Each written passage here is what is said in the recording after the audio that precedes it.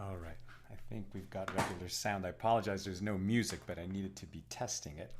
So maybe you hear me talking. All right. This is great.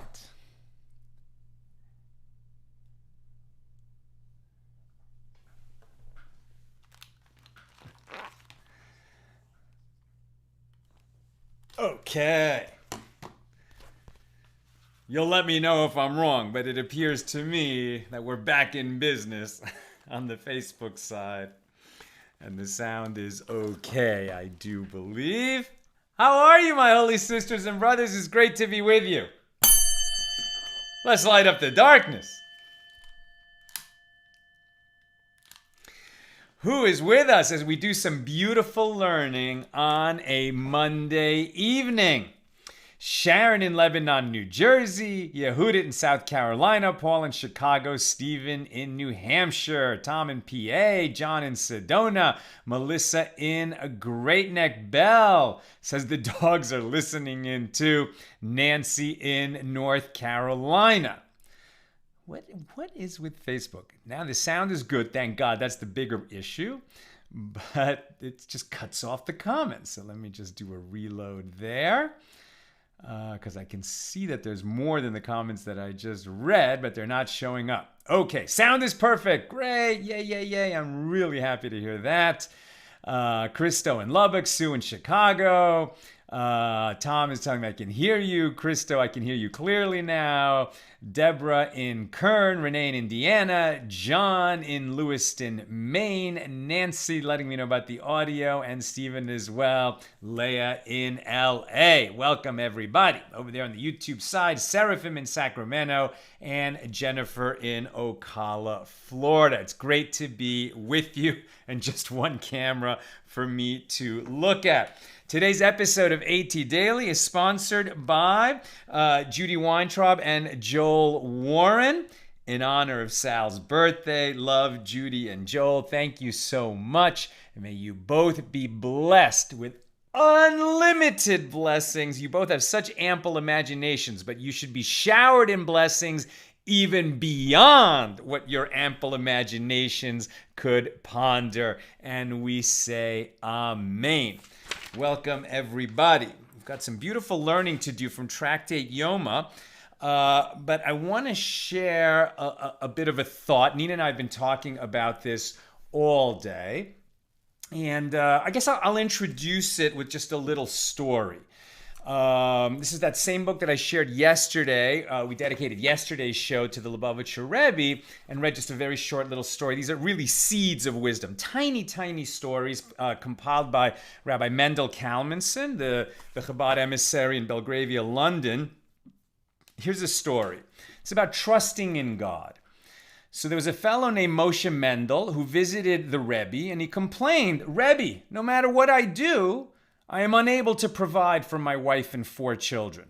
And the Rebbe replied, "Well, the Talmud teaches that God sits on his heavenly throne each day, and he supports and sustains the whole world, from the horns of the reindeer to the eggs of lice." And the conversation then turned to Moshe Mendel's past. He had lost his mother at a young age, and he was mistreated terribly by his stepmother. By virtue of a blessing that he received from the Belzer Rebbe, he avoided being drafted into the Polish army. He was later drafted into the Russian army, but through a series of extraordinary circumstances, he survived, escaped the Nazis, married, and miraculously arrived on American shores. After telling the Rebbe the incredible story of his survival, Mendel again brought up his financial woes. Said the Rebbe, "But didn't we just decide that God will provide for your livelihood? Don't you trust in him?" Moshe Mendel answered, "If I didn't trust in God, would I be here? In fact, before coming to you, I visited all the Rebbes who would meet with me. Doesn't that demonstrate my faith in God?" "With all due respect," answered the Lubavitcher Rebbe, "that demonstrates your faith in Rebbes, not in God." When you related the incredible story of how you survived, the Rebbe noted gently, you didn't mention God even once. It seems to me that ever since you met the Belzer Rebbe and experienced miracles, you began to believe in Rebbes rather than believing in God. Now let's get to work to change that. A lot of people these days in our community, in the Jewish community, are talking about very scary times we're living in when overt anti-Semitism and Jew hatred, it seems like it never went away. It's always been there. Jew hatred is the oldest hatred in the world. As long as there's been Jews, there's been Jew haters. But it's like we had a respite after the Holocaust, and it was considered very inappropriate to be public with Jew hatred. And now it seems, in recent times, and particularly, let's say in the last few months, that the Jew haters are coming out of the dark. They've always been there, but now they're being very public with their Jew hatred. Sometimes it's espoused in just hating everything that Israel does, irrespective of the facts. Sometimes it's just overtly saying that Jews are awful, terrible people, etc. And we're very mindful of it. And there have been events, Jews getting beat up in New York and LA and cities around the world, Jews getting attacked, synagogues getting defaced, etc. And people will start to talk about the facts and why it doesn't make sense and why all this Jew hatred is based on lies. And of course it's based on lies. It's just an emotional thing. The Jew haters are going to hate. And they're just going to pick on whatever little justifications they can draw on that day to justify their hatred.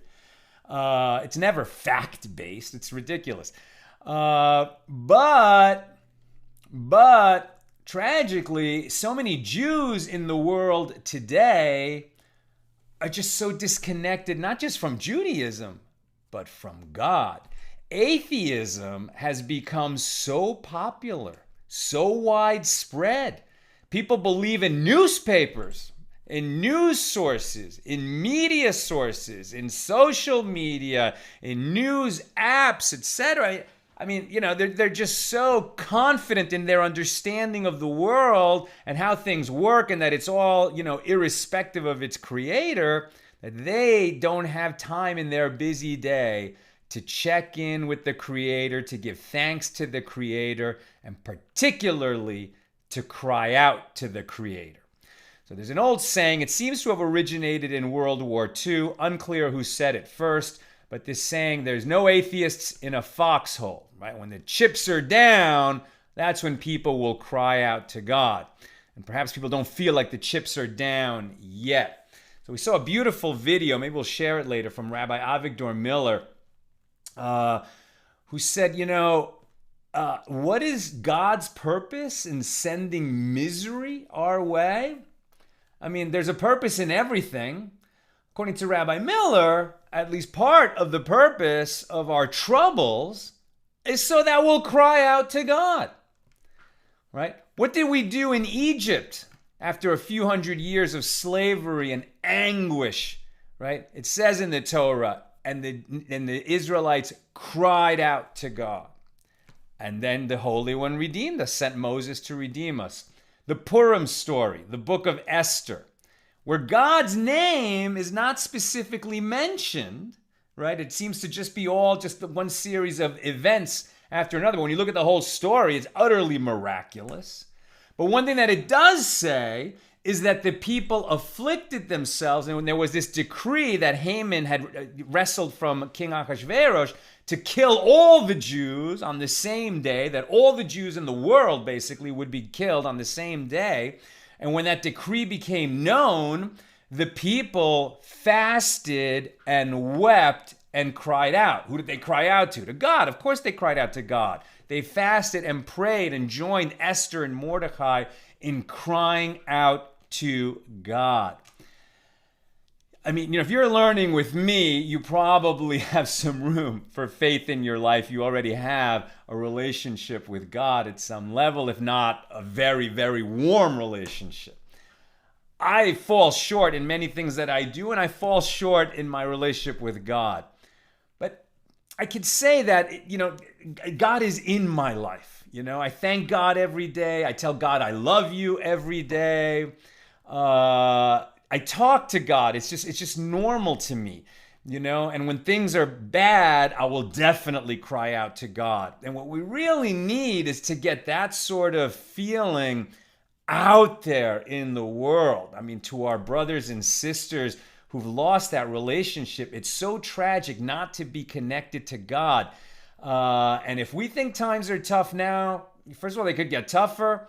But really, there's got to be a willingness among people who are sophisticated and cosmopolitan and so rational and so educated to, cry out to God.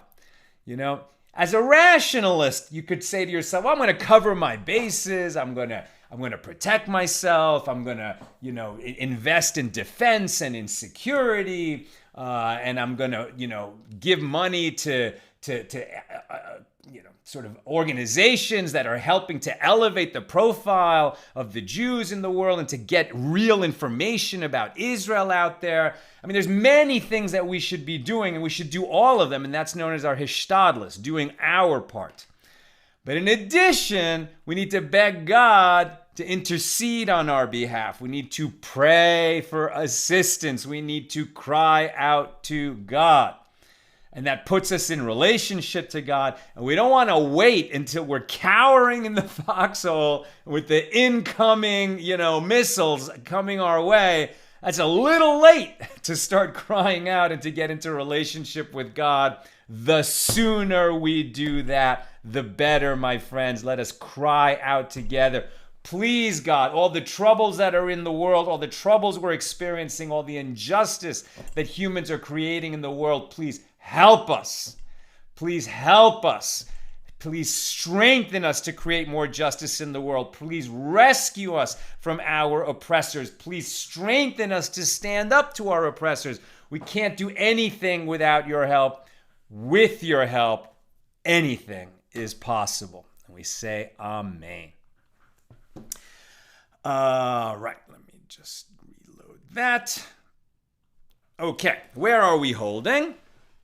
This is Daf Samech Dalet, page 64 here in Tractate Yoma, the 6th volume of the Talmud. We're in the 6th chapter of our tractate, and on page 64. We're still discussing the first Mishna of this chapter 6.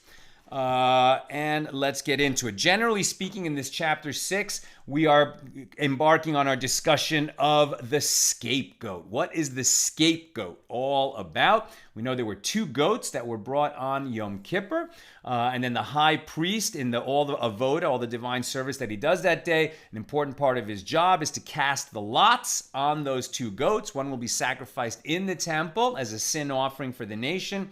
The other will go out into the wilderness and carry our sins away with it. So now that we're talking about this procedure, the sages have been exploring, well, what happens if these 2 goats, which are sort of interdependent, they're really tied together as a pair, well, what if one of those goats dies before it comes to its fate, that its intended fate, to be sacrificed in the temple or to be sacrificed out in the wilderness? What if one of them dies accidentally or naturally or somehow before it meets its intended end? How do we handle that situation? And what are we learning about the laws of Yom Kippur from this analysis? So let's pick that up. It was taught in the Mishna that if one of the goats dies after the lottery, a second pair of goats is sought and new lots are drawn. So in this situation, the high priest drew the lots and said, okay, this goat is going to be sacrificed in the temple and this goat is going to go out into the wilderness, and then one of those goats died. We also had the case of one of those goats dies. They've been brought to the temple. They've been selected to be those goats, but before the lots are cast on them and they're distinguished one from the other. That's a different case. Now it's after the lots have been cast. What then? Okay, so it happens after the lots are drawn.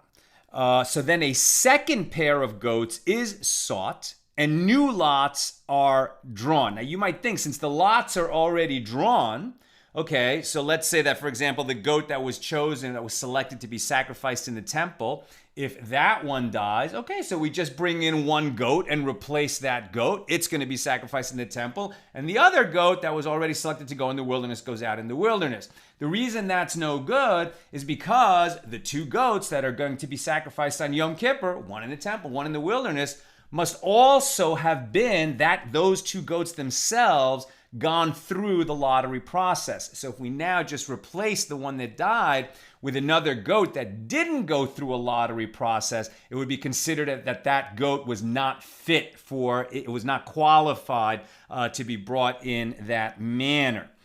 After that, so now there's a second lottery. Two new goats are brought and a lottery is cast on them. A new lottery, two new lots are cast on these two new goats.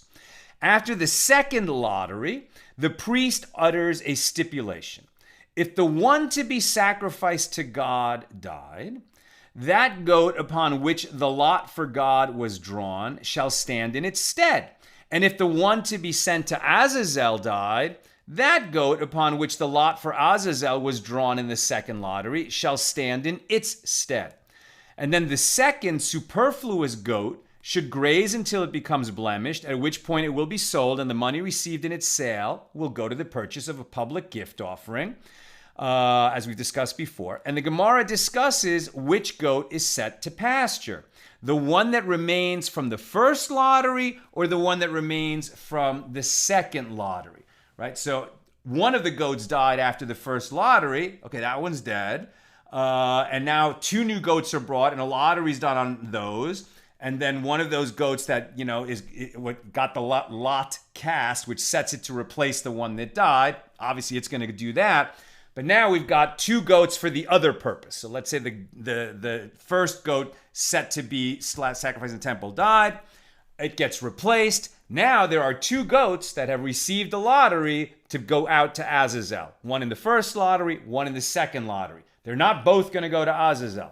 One of them is just going to go to pasture, wait until it develops a blemish, then it's sold, and the proceeds used to buy a free will offering. So there's a superfluous goat for Azazel. Which one is the extra that's not going to be used today on Yom Kippur? The one from the first lottery whose partner died, or the one from the second lottery whose partner replaced the first one who died? That is the question that we are asking, we are about to analyze and get to. Let me just do a little reload here. Just one second.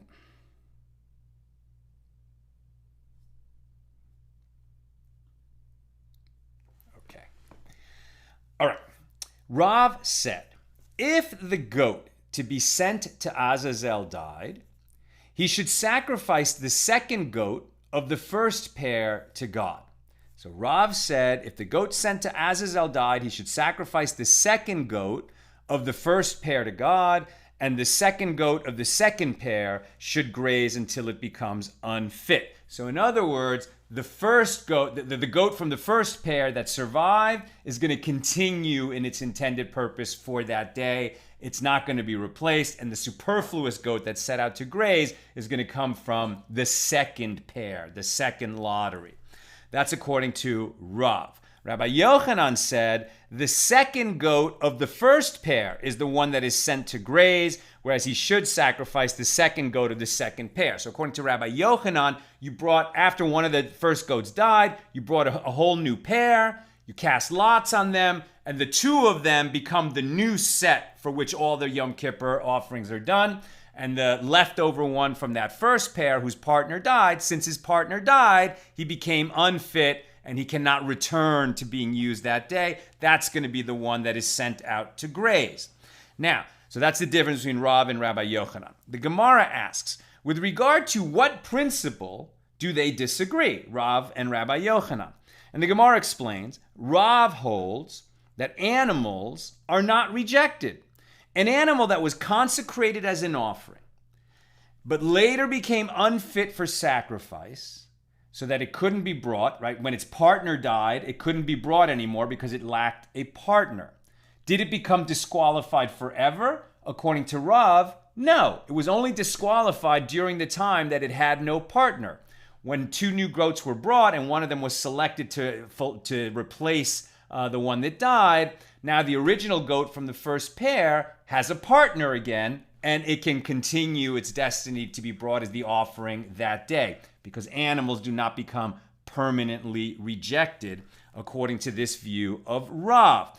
Rabbi Yochanan would say once the first pair lost one of its goats, the other one became disqualified. It couldn't be brought because it had no partner, and at that point it became disqualified permanently, and that's why you need 2 new goats, and the 2 new goats are going to take over all the duties, and that leftover goat from the first pair is going to be sent out to graze, develop a blemish, and be sold. That's the view of Rabbi Yochanan. It means because he says that an animal can become permanently disqualified.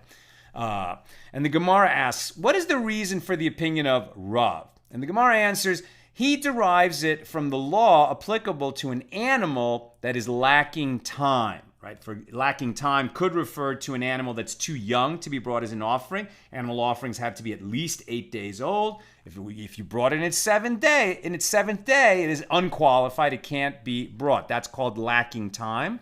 And as we've seen, we're comparing lacking time, unfit because it's too young, to unfit because certain earlier procedures have not been done already. Or in this case, lacking time is going to be compared to its partner died, so it is not qualified to be brought as an offering, even though it itself is qualified to be an animal offering because it came with another goat as a set, and the second goat died. This one is similar to an offering that is lacking time. In the case of an animal that is lacking time, is it not true that although it is unfit now, when it again becomes fit, it seems well, i.e. then it may be sacrificed as an offering, right? An animal that is lacking time because it's too young, okay, well, once it's old enough, it will be qualified to be brought, and so it's not disqualified. And so we could make a comparison to this goat that didn't have a partner when its partner died, then it got a partner when they brought the second goat, the replacement goat, now it ought to be able to be brought. So that's a way, perhaps that is how Rav justifies his view. But the Gemara rejects this answer. Is it comparable? There, when the animal is lacking time, it was never fit to be sacrificed. It was too young. It never could have been brought as an offering. Here, the animal was fit. There were 2 living goats in the first lottery. They were both fit to be brought. Then one of them died. Its partner became unfit because it lacked a partner. So that's different than a goat that was never qualified because it was too young. And so later when it became unfit and it was rejected, perhaps in this case it is permanently disqualified because it was qualified at one point. Rather, the Gemara retracts this first explanation of Rav's view and says and offers a different explanation of why Rav holds the way that he holds. He derives it from the case of an animal with a temporary blemish. The animal is disqualified as an offering as long as the blemish remains, but is eligible for sacrifice once the blemish has healed. In the case of an animal with a temporary blemish, is it not true that although it is unfit now, when it again becomes fit, then it seems well, i.e., it may be sacrificed as an offering? Here too, it is no different. So he's comparing this goat that had a partner, then the partner died, now it couldn't be brought, then its partner was replaced, now it can be brought, similar to an animal that is qualified to be an offering, then it develops a blemish, okay, now it's not fit to be brought as an offering, but if it's a temporary blemish and then the blemish goes away, then it once again is qualified to be brought as a sacrifice. Michael says, I vote for Rav. Okay, hold on. Everything is okay, but I'm just not able to monitor the show, and I just want to make sure that everything is okay. Pardon me for having these interruptions. Here we go. Maybe this will work. Okay. Right. And here too, it is no different. Now, the Gemara asks, so this seems like a good analogy. This is a good way for Rav to justify his view. that an animal, that one of the goats who lacked, was qualified, then lost its partner, then gained the replacement partner, and so it should be qualified again, similar to an animal with a temporary blemish. So the Gemara asks, there, in the case of an animal with a temporary blemish, from where do we derive this law? As that it, once the blemish goes away, that it's qualified again. As it is written, Leviticus 22:25, because their corruption is in them, there is a blemish in them. They shall not be accepted for you. Which teaches, it is when the blemish is in them that they shall not be accepted. But if their blemish passes, they shall be accepted. And the Gemara asks, well, how does Rabbi Yochanan respond to this proof? This seems like a really good proof. Rav's position seems to make a lot of sense. How could Rabbi Yochanan respond? Because he says once it's disqualified, it remains disqualified. So Rabbi Yochanan could say, the merciful one limited this law by using the term in them, which indicates that it is they, animals with temporary blemishes, that are accepted when their blemishes pass. But with regard to all other animals that were once qualified and became disqualified, once they are rejected, they remain rejected. Rabbi Yochanan could say that this law of the animal with a temporary blemish, that's a specific law, and we can't learn out from that a principle that we could apply to our situation. And the Gemara asks, well, how would Rav answer Rabbi Yochanan's challenge? That term, he could say, that term in them, that the blemish is in them, he could say it should be understood as follows. It is on their own that they are not accepted. But in mixtures with animals that are fit to be sacrificed, animals that have a temporary blemish are accepted. As we learned in a Mishna, if the limbs from unblemished burnt offerings became mixed with the limbs from blemished burnt offerings, which are disqualified. So we have a situation just on a normal day of the year when burnt offerings are brought in the temple. How are they brought? The animal is slaughtered, and then they don't just take the whole animal and dump it on the altar where it is burned. Rather, they slaughter it and then they butcher it. They cut it up into different pieces. We've seen this before. And then a number of priests will carry the various parts up to the large altar in the courtyard, where there's a big bonfire going, and they will place the pieces of the animals. Sometimes there's multiple offerings being brought at the same time. And it could happen that the limbs of different animal offerings are being brought on the altar at the same time. And then it could turn out, oh, wait a minute, you brought that animal was blemished. So now you would have the limbs of qualified, unblemished animals mixed together, and you can't know which is which, with the limbs of blemished animals that should not be brought on the altar. But you have a situation where they've already been brought on the altar. So then what do? Do you just take them all down and say, well, they're the limbs of some blemished offerings on the altar, so if they're mixed up with others and we don't know which is which, we should take them all off the altar? Or should we just say, well, now that they've come up to the altar, it's like they're nullified because we're not sure which is which? What should we do in that situation? As we learned in a Mishnah, if limbs from unblemished burnt offerings became mixed with the limbs of blemished burnt offerings, which are disqualified, Rabbi Eliezer says, if the head of one of them is sacrificed on the altar before they knew of the blemish, then they should sacrifice all the heads, as it is assumed that the head of the disqualified animal was the one already sacrificed on the altar. Similarly, if the legs of one of them were sacrificed, they should sacrifice all the legs, because we just assume that the one that was already burned was the blemished one, and the ones that are standing to be placed on the altar fire are qualified to be there. They're from the unblemished animals, and we would hate to take them away and get rid of them instead of bringing them up as the intended sacrifice before God. That's the view of Rabbi Eliezer that Rav could rely on.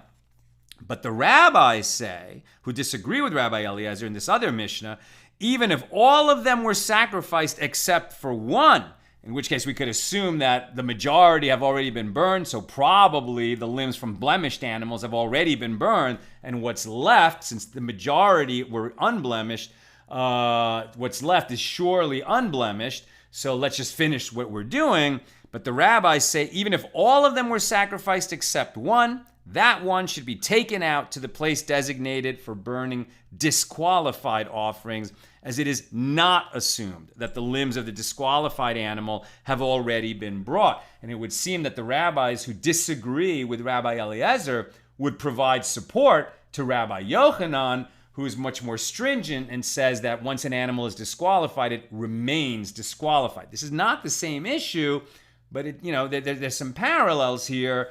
That because there were blemished animals in there, we're going to assume that they're disqualified, and we're not even going to take a chance that disqualified animals could be brought up there on the altar. So the fact that they were mixed with qualified animals is going to cause us, according to these rabbis, to remove everything from the altar. And the Gemara asks, and how does the other sage, Rabbi Yochanan, now Rav was basing his view on Rabbi Eliezer's view, and one might ask, why would Rav base his view on a minority opinion if Rabbi Eliezer was arguing with the rabbis who were in the majority? And there's an explanation for that, which still makes sense. But we're just going to continue. Where am I? And how does the other sage, Rabbi Yochanan, derive the law that the limbs are acceptable if they are in a mixture? And the Gemara answers, he derives it from the Torah's choice of terminology. It could have written in them. This is a grammatic point as bam, but instead it uses the term bahem with the extra letter hey.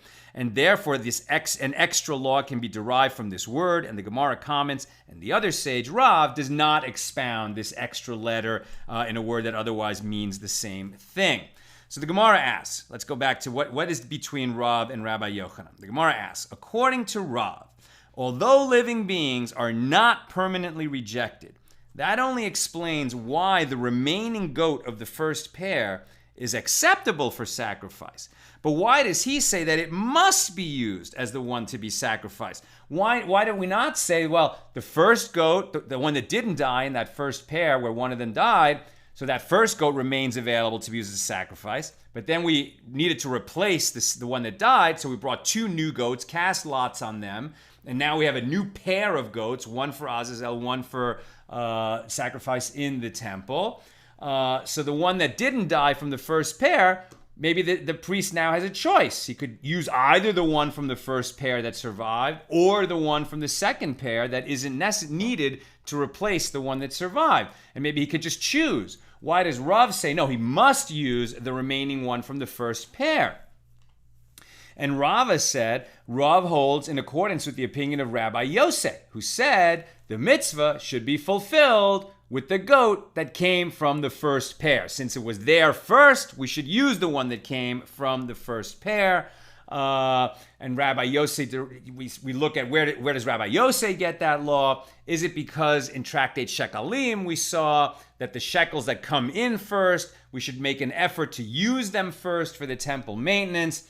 And then they said, no, it's not exactly from there. Rather, it's the case of the Paschal Lamb. Rabbi Yosef said with regard to the Paschal Lamb, as we learned in a Baraisa, with regard to one who separated an animal as his Paschal Lamb, his Pesach, his Passover offering, and then it became lost, and so he separated another animal to replace the one that was lost. And afterward, before the time of slaughtering the Passover lamb came on the afternoon before Passover, he found the original lost lamb that he was going to bring. So now the first one is found, and they are both standing before him, the original one and its replacement. What should he do? The owner may bring whichever one of them he wishes. This is the view of the rabbis. Rabbi Yosef says the commandment should be performed with the first lamb, unless the second lamb is superior. If the second lamb is a better lamb, okay, he should use the second lamb because it's a nicer offering to God. But if they're equal, he should use the first one because it's better to use the first animal that was set aside for a holy purpose. So in this case, it seems like Rav agrees with Rabbi Yosef. You know, maybe you could use either one. They're both qualified, but since you set one aside in the beginning, you should use it. I'm pretty much done here, so we're going to your comments and questions. But I'll just add that if we look at this on a more spiritual level, the difference between Rav and Rabbi Yochanan, Rav saying, okay, you had a pair of goats, one of them died, you brought another pair, you replaced the one that died, and so now we've got 2 goats set aside for the same purpose as the one that survived in the first pair.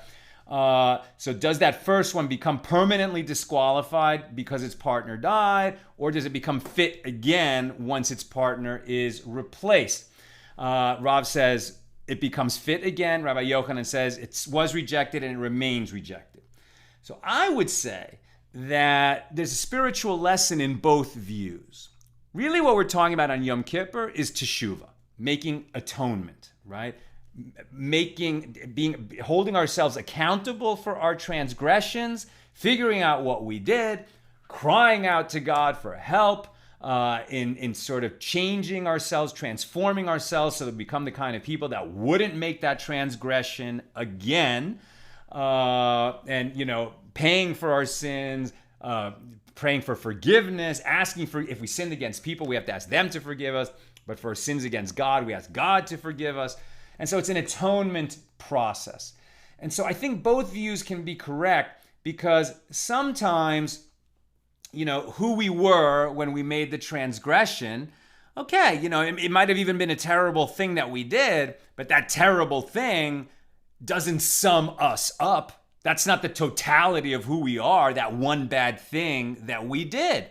And having made the atonement, it's like we can maybe, sort of get back to where we were when we made that sin, when we made that transgression, and pick it up from there, right? And return to who we were and say, okay, well, I did wrong. And there was a part of me that was, damaged and allowed me to commit that wrong against others or against God. And I really have to take a close look at that and address that and fix that. But I'm not going to throw out all of myself and say, I'm a horrible, evil person. I can't stand myself because I did that one thing. You have to be able to look at the totality of yourself, just like you have to be able to look at the totality of other people and not judge them by the worst thing that they did. Be able to still acknowledge what is good in you and what is good in others. And maybe that's sort of aligns with a little bit the view of Rav. On the other hand, we can look at Rabbi Yochanan's more stringent teaching and say, sometimes this is almost like, like we're driving somewhere and we make a wrong turn, right? And we realize that we're lost. Now there's 2 ways that people handle this situation. The more cautious way is to say, you know what, I screwed up. I'm going to turn around and go back the way I came and get back to there. The other view is, well, I think I'm lost, but I think I'm generally headed in the right direction. So maybe I'll actually discover a new shortcut by staying on this new road that I'm on. I don't know where I am, but maybe I'll actually come out in a good place. I'll just keep going. Obviously, that second way occasionally produces the new shortcut. More often leads to getting totally lost and losing a lot of time and sometimes getting into much deeper trouble. So sometimes maybe it's better to just, be stringent with ourselves and be a little bit more Rabbi Yochanan and say, no, I've totally lost the plot. I need to go back to before the transgression, before I became the person who would do that transgression. I need to toss out a big part of this history that I've been on, this journey that I've been on, and get back to basics so that I can sort of start to rebuild myself from before I started to go wrong, right? So sometimes, we could be a little bit more lenient with ourselves. Sometimes we need to be a little bit more stringent with ourselves. I would say both spiritual teachings are available in this debate between Rav and Rabbi Yochanan with regard to what to do with the remaining goat when one of the original goats dies in the Yom Kippur goats. All right, let me get to your questions and comments. Yosef, what is the difference between the kind of atonement made by the scapegoat and the one in the temple? I've heard one is to take the sin outside the land and the other is to cleanse the temple and the people. I think that's pretty good, Yosef. The one that cleanses the temple and the people, for sure the goat that's brought in the temple is a sin offering, right? It is offered to God because we sinned, right? It is part of the atonement process for sinning. So what is the one that goes out in the wilderness? That's actually the one that's more difficult to understand. Sin offerings, I mean, we bring a lot of sin offerings, right? When the temple is standing, sin offerings are brought every day. There's individual sin offerings, there's communal sin offerings, and there's the Yom Kippur sin offering. What is that scapegoat that's going out into the wilderness? What is it, right? Some say it symbolically carries our sins with it out into the wilderness.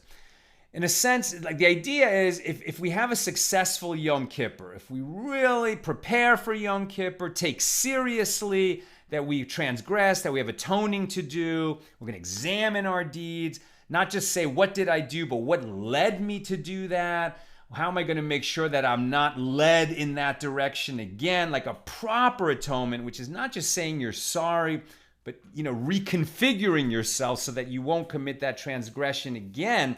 So if you really do that well, then there's great joy in Yom Kippur. It's a day of fasting, it's a day of being penitent, but it's a day of great joy because our Father in heaven forgives us, because we can achieve that atonement, we can achieve forgiveness, we can achieve a kind of purity of soul that's granted to us on Yom Kippur. And so perhaps that scapegoat is a kind of visual representation of that process. Yes, sin offerings are brought every day, but what we're looking for on Yom Kippur is like a catharsis, right? And so the people have this sense like, wow, and God made an arrangement by which our sins are not just, forgiven, but they're removed, right? And so maybe that's part of the difference between the two goats.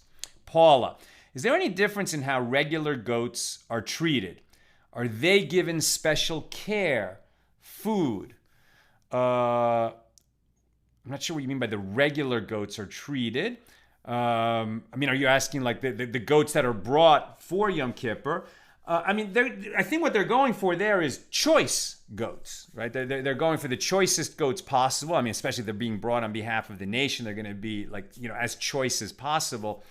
And part of that is, the way they're fed and cared for, etc. I'm not sure if I'm understanding the question correctly, but they're certainly going to bring the best goats possible, and that includes that they've been taken care of in the best way possible.